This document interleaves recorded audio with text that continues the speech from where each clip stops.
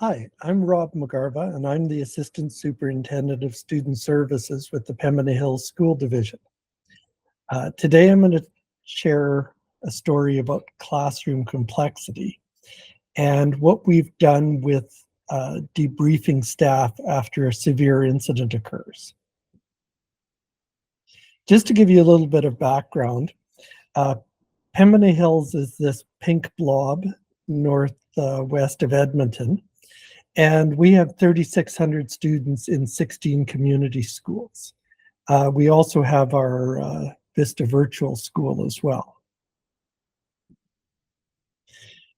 The division priorities include student-staff relationships and support for staff, which both speak to being able to support staff after something severe has happened. In terms of the jargon that we use within our school division, IELT is the abbreviation we give for our inclusive education lead teacher.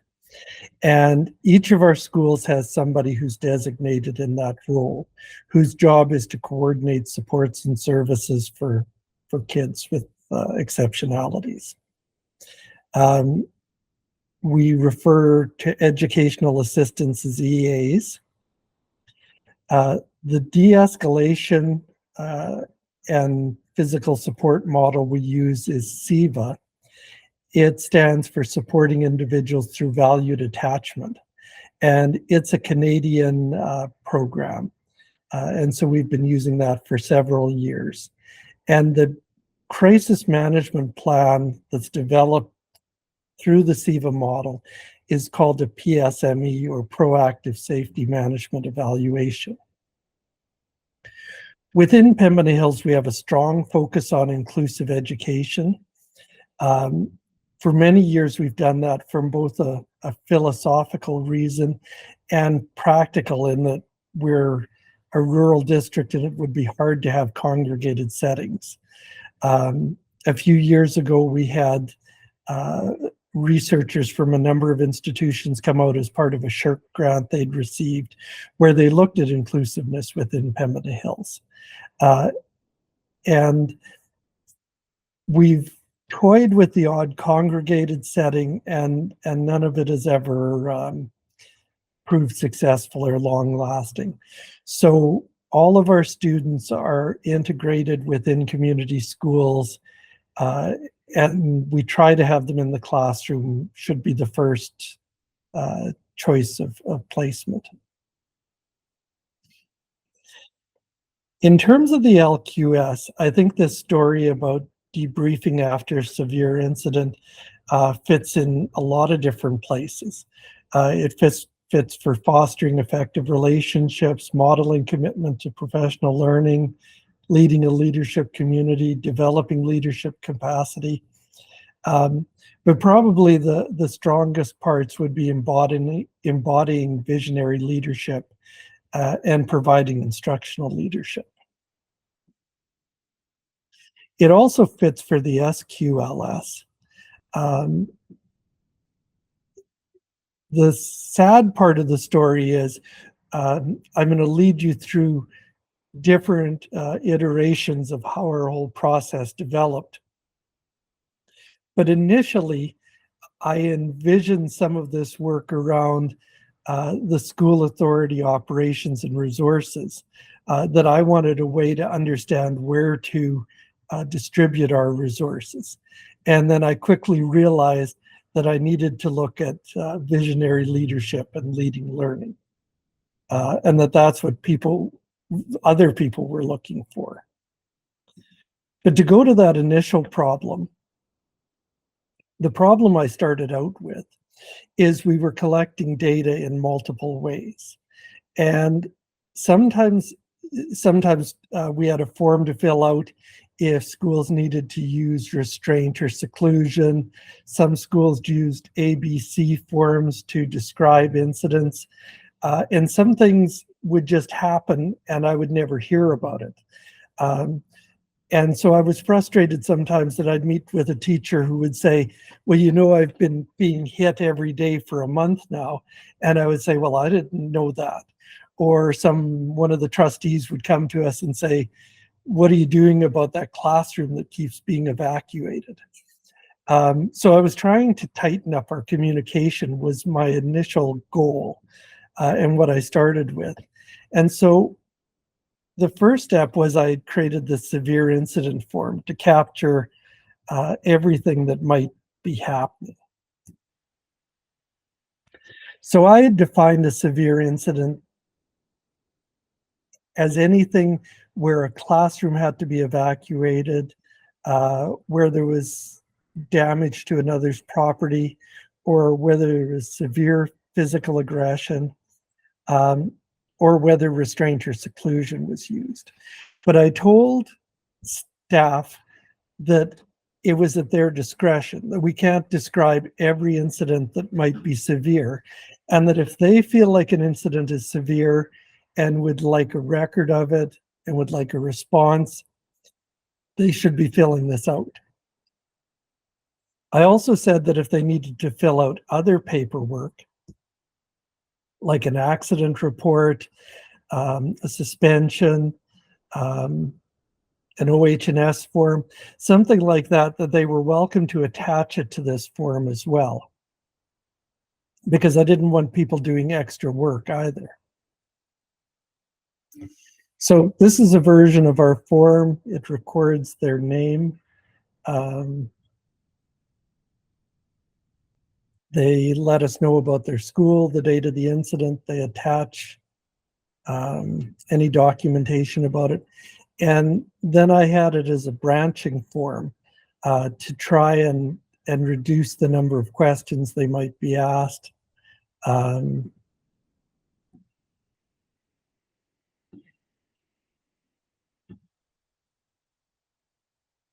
Asking about whether they've had training, what the type of incident was, how severe it was, a bit of background about how the student came to school, if there's any events that have been happening.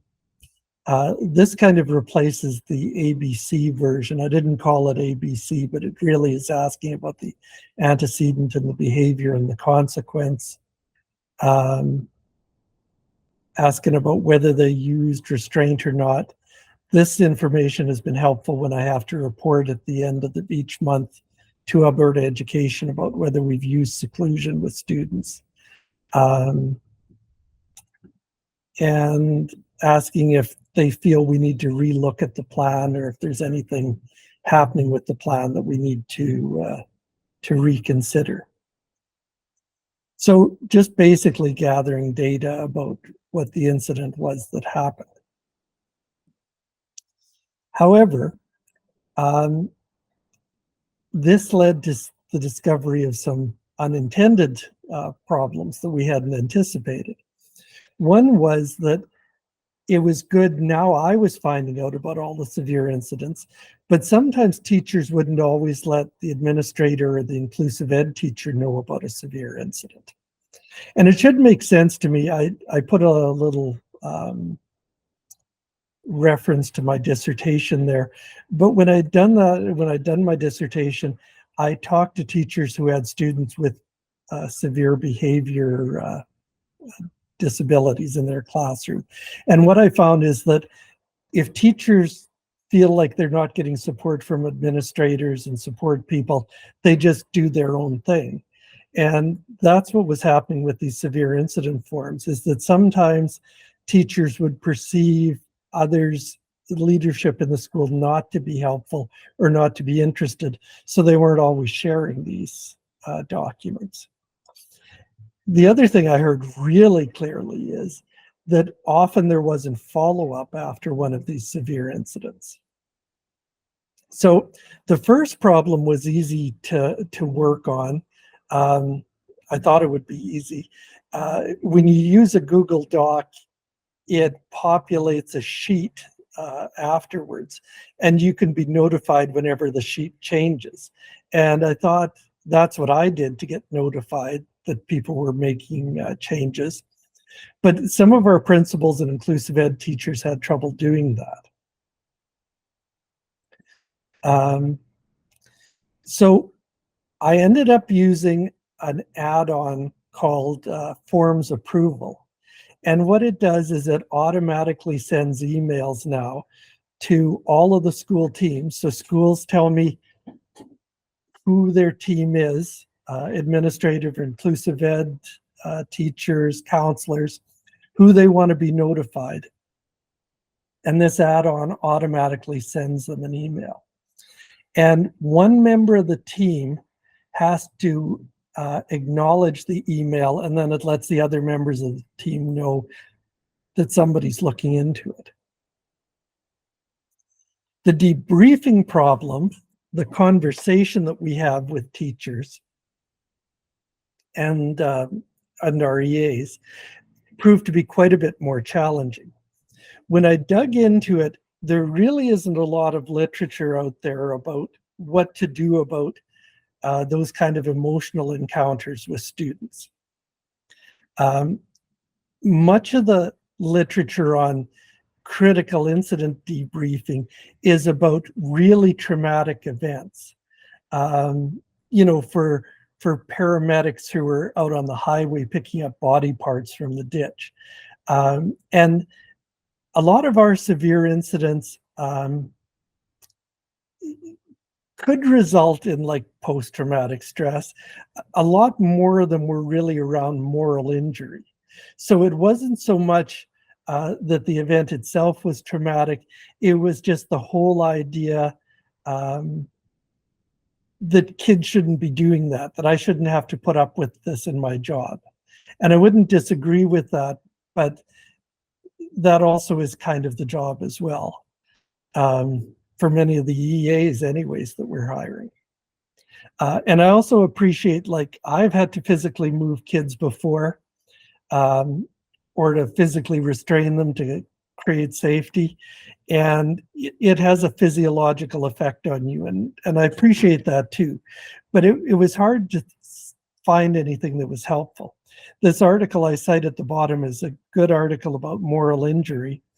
But it's a little short on what you can do to help people in those situations. So what I did was I took what seemed to be applicable from critical incident stress debriefing. I really tried to put an emphasis on a no-fault approach. And I looked, the medical literature seemed a little bit more helpful about what had been done in hospital settings or psychiatric settings. This article by Cooper was really quite helpful with some of the questions that we thought we could ask. And so from all of that, we developed a debriefing process. And then we trained our inclusive ed teachers, our district inclusive ed staff, our school social workers. And we really tried to emphasize to the inclusive ed teachers that this was a guide for them.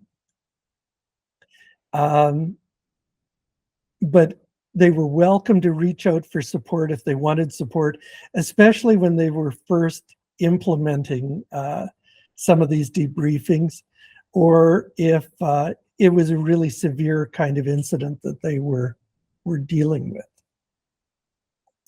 So I created a handout for participants. So this explains the process to participants. That we'd go through, we'd explain it, we'd try to create a safe environment, we'd give them an opportunity to talk about what was happening, how they were feeling, and then we'd follow it up with a post-meeting email. And then we'd created a document for the facilitator, just giving them clues about how they could ask some of these questions, what they should think about when they were doing it, what they needed to do beforehand, what they needed to do within the meeting.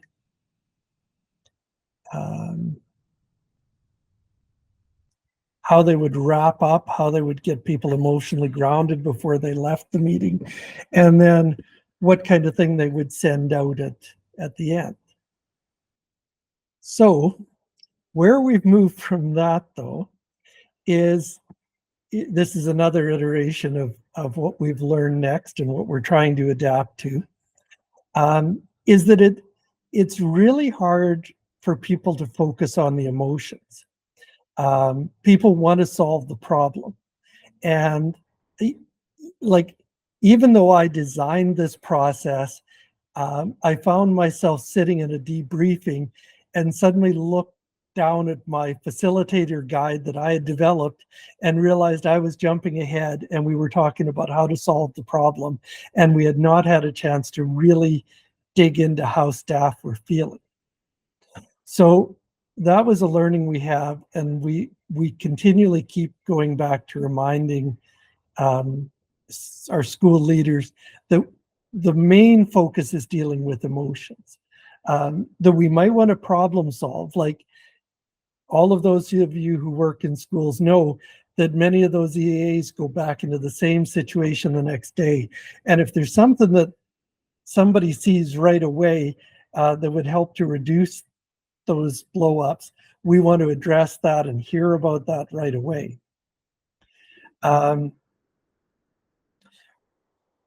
We also adjusted the guide a bit just to emphasize the voluntary part and the whole thing about what could we do differently.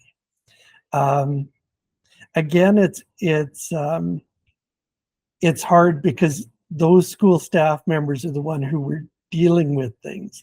And when you're in that situation, the chances of you dealing with it perfectly are pretty slim. And the fact that you're having a debriefing meant that it probably wasn't done perfectly, or that it even could have been done perfectly. But as much as possible, you want to emphasize that it's not about what you might, at some point you need to talk about what that person did. But we really want to try to get them to feel safe so they can be reflective and not be feeling shame or blame. Although it is challenging because sometimes people do go outside the boundaries of what they should be done, and that is an additional challenge when you're trying to debrief. The timing is a challenge, both finding the time, and we've had people say, like, I was too upset in the moment, I just wanted to go home. But then, as I said, sometimes those EAs are going right back into the situation the next day. So we also don't want to delay it for too long. But I have reiterated with people, we need to make sure staff understand it's voluntary.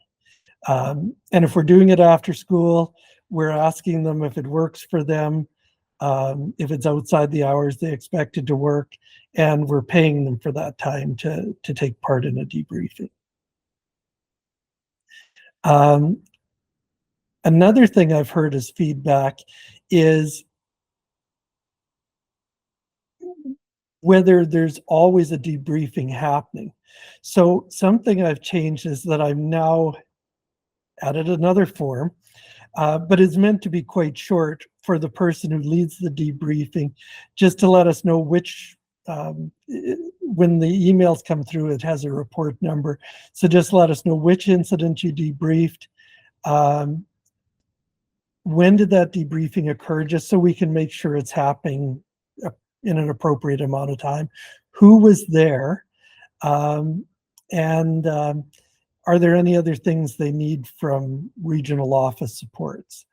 And that's starting to look helpful for us, that I think people are feeling more accountable, that they're not just sloughing it off, that even if things are happening daily, they're taking time on a daily basis to talk about it. And even if it's just a check-in to make sure everybody's okay. We were doing an email with some suggested follow-up things, but what we've also needed to add is that there needs to be a post-debriefing follow-up. So it doesn't necessarily need to be a meeting of everybody, but the person who conducted that debriefing should be checking out with the person in about a week and just seeing how they're processing at that point. And at some point, I would like to find a way for us to be debriefing students. It's very difficult. Many of our students get escalated when they have to talk about an event that has happened. But this article I cite here, in a psychiatric setting, they were having discussions with the people involved in incidents and getting their insight. And I really believe in that collaborative problem-solving model, and I think that that could be helpful in terms of debriefings. And then at the end here, I've just listed in a nicer format the references that I used in developing our debriefing guide. So I hope you found this helpful, our journey on this tool, and how it reflects some of the key parts of the LQS and SQLS in terms of, that visionary leadership and leading learning. So thank you.